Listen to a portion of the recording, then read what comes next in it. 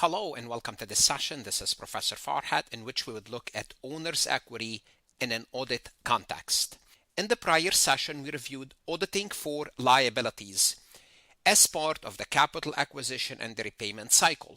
And remember the big picture. We are discussing how companies raise assets either through debt, which is liability, or equity, which is assets equal to liabilities plus equities. In the prior session, we covered liabilities. In this session, we will start a series of recording that will discuss equity. First, we will discuss what is the equity cycle, internal control, substantive testing, so on and so forth. Now, you have to keep in mind, in the audit world, when we're auditing equity, equity is important. It's a very important account because all the transaction in equity are material. They are significant enough to affect who? The decision makers, the investors. So that's why equity, although auditing equity is not difficult, you're going to see why, but it's important because all the transactions are material and those transactions affect the decision makers who are the shareholders. So even though these transactions might be few, and because they are few, it's easy to audit. Each one of them is important, like issuing common stock, declaring dividend, buying back shares. Those transactions can have a huge impact on the investors. And who do we target? Investors. Therefore, it's very important cycle, but it's relatively easy to audit in the real world. Let's go ahead and dive into the owner's equity auditing aspect of this section of the balance sheet. Before we proceed any further, I have a public announcement about my company, farhatlectures.com. Our audit course is best for online students and students who are struggling in their audit courses. We cover the essentials from audit reports, internal control, ethics, evidence, sampling, planning and materiality, assurance and non-assurance services, and of course, the accounting cycles. Our comprehensive course includes lectures, multiple choice, true-false questions. Go ahead and start your free trial today. We are here to help. Your success starts here. The first thing I am going to do is to differentiate between public and private companies. What's different between them? And you need to understand why, because we set the ground on how when we audit, there are certain things unique to public companies that may not be available for private companies, certain things that are more like a private companies, not for public. So, when I mention something, sometimes it applies to private, sometimes it applies to public. So the approach to auditors depends on whether the company is private or public. What do we mean by private or public? Private means you cannot buy their shares unless you find a person. In other words, you have to find the owners. They're not publicly known. Private companies, like a private company. What's a private company? A private company is a company that you cannot buy its shares from opening a Schwab account or Ameritrade or some sort of an E-Trade account. So you have to find the individual, the person. A case in point, for example, in the United States, there is a place called Wawa, a convenience market like 7-Eleven. I love to buy their stock, but it's a privately held. What does that mean? It means if I want to buy shares in Wawa, I have to find someone that owns the share. And who owns the share? Obviously the family, the founders, and few managers, people that work there. But privately held companies, they have a fewer shareholders. They are limited. Oftentimes, it's the founder, their families. Oftentimes. It doesn't have to be, but after time. Because there are fewer, it's simpler. It's simpler to audit, and changes in ownership are rare. So these companies don't exchange their stocks constantly or continuously. So once you have those shares, you have them forever, for 10, 15, 20 years. Usually that's your business. Most of the time, you might even work there, so it's your business. That's privately held companies. Publicly traded companies are a little bit different. They will have many, many shareholders, often in thousands or of hundreds of thousands, like Apple, Microsoft, Walmart, PepsiCo, Coca-Cola. There is frequent changes in share of ownership. What does that mean?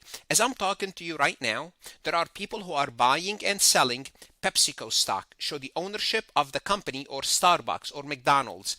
They are exchanging their stocks continuously. What does that mean? It means you have to know who owns the stock. Why? Because if you are going to pay dividend, which we'll get to the dividend section, you need to know who are you going to pay? Who owns the stock? How do we determine this? We would look at that later. So it's a more complex records and transaction. Although it's more complex records, you're going to see that we will find a third party that handles that. Don't worry, we'll talk about it in a moment. So to summarize, for public companies, auditor must not verify just the equity amount, but also ownership changes, dividend process, and compliance with regulation, because publicly traded companies are also subject to compliance from the Securities and Exchange Commission and other federal regulators and state regulators for that matter. So this is the difference between public and private from an auditing perspective. Let's take a look at some key owner's equity account and related transactions. This is basically going to accounting 101. I want you to understand the accounting, because if you want to audit an account, if you don't understand the accounting aspect of it, you're not going to be able to audit it. So the first thing we do is when the company starts, we issue stocks. So the first thing will happen, we'll issue stocks worth $1 million. We debit cash and we credit. We're gonna credit common stock 100,000 and paid in capital 900,000. So we debit cash, credit common stock, and credit paid in capital. So what we did is we issued stocks and the company raised money. This is usually the first transaction in any company. We issued $1 million. Now, then at some point the company will make a profit and they will declare dividend. When we declare dividend, we debit, we reduce retained earning for dividend. Let's assume we are going to pay $50,000 of dividend, and we credit dividend payable. Now eventually we'll pay dividend payable, we debit dividend payable, and we credit cash. Let's do it. So after we declare it, what do? We pay it. We're gonna debit dividend payable, make dividend payable go down to zero, and we credit cash. Since we paid cash, now we have cash 950,000.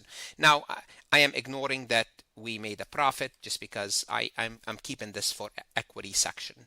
Then we might repurchase shares. What is repurchasing shares? Is when the company takes its own cash, they have 950,000, and they buy back their own shares. They're called treasury stock. We'll debit treasury stock. Let's assume we bought 100,000 or 150,000 back of our shares. We debit treasury stock and we credit cash for 150,000. Now we're down to $800,000 in cash. So this is another transaction. Are these the only transaction in the equity section? Absolutely not. But those are the major ones. Those are the major ones. There are many others. There's a stock options. There's a preferred stock, and many other accounts that affect equity, but those are the main accounts. So while companies might also deal with preferred convertible securities, these transactions form the backbones of many audits, because most companies, those are the main transactions. Now we're going to move from the accounting to internal control over the equity section. And this is what I did in every cycle. First, I looked at the internal control. What should be some strong internal control that you should see in the cycle before I move into substantive testing? What are internal controls? Policies and procedures that protect the company against errors and fraud.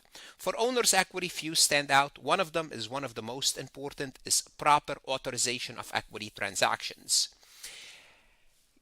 You have to understand. Let's go back here to these transactions and let me show you step by step before we dive into them. I know I'm going to be repeating myself several times, but it's important. To issue stocks, that's a major decision. When the company issues stocks, that's a major decision. Therefore, that decision is made at a high level, usually the board of directors.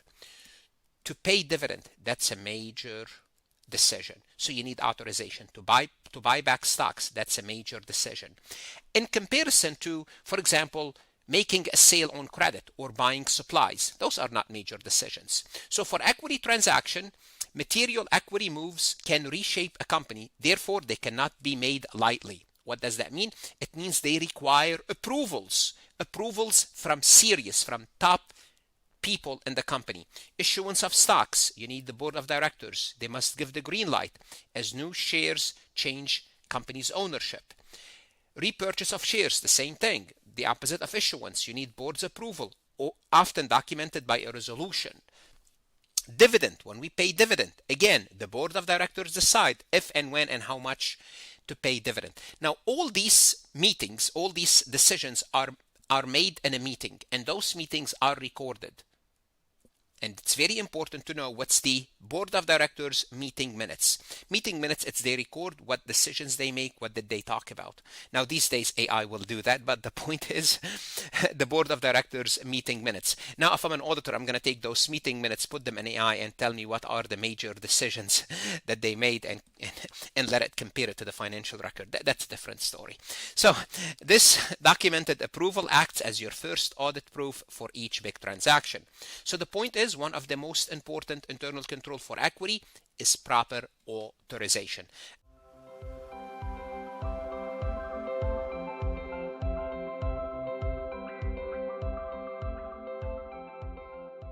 Let's take a look at this multiple choice question from Farhat Lectures. Which of the following represent an owner equity transaction that does not require specific authorization from the company's board of directors?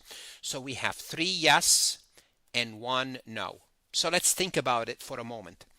What type of transaction requires board approval, the board of directors approval? Major, important, large ones. Let's take a look and start to eliminate the yeses, the one that they do require. Repurchase of common stock. Of course, that's a major decision when you buy back your stock. That's out. Periodic notes payable, interest payment. Now, if you are making interest payment on a note, do you need to get the board's approval? Be careful. The answer is no. There's a good chance when you are issuing the note, you might. But be careful here the way it's written. It's written to confuse you. Periodic notes payable. And when you see the notes payable, you say, oh, notes payable require authorization. It's the interest payment. Once they approve the loan, they know the interest payment. They don't have to approve every interest payment. They already approved the loan. Therefore, I would say between A and B, I will keep B as a correct answer. But let's look at C. Payment of dividend. That's a major decision because it's not periodic. The board of directors will have to make that decision. It required their approval. They create the decision themselves. Definitely board of directors approval required. Issuing of preferred stock. Any issuance of equity would require board's approval. That's a yes. Therefore, as we predicted, the answer is periodic notes payable, interest payment. So if you put here, if you read it quickly and you just saw notes payable and you'd say, oh yeah, I need board's approval, you might select something else. Be careful. It's the interest payment. The interest is factored into the loan. When the loan is taken out, it doesn't need approval for the payment. Whether you are an accounting student, a CPA exam candidate, or studying for your professional certification, the best investment you can make is invest in yourself. Go to Farhat Lectures, look at additional resources, multiple choice, true, false, lectures that will help you. Good luck and stay safe.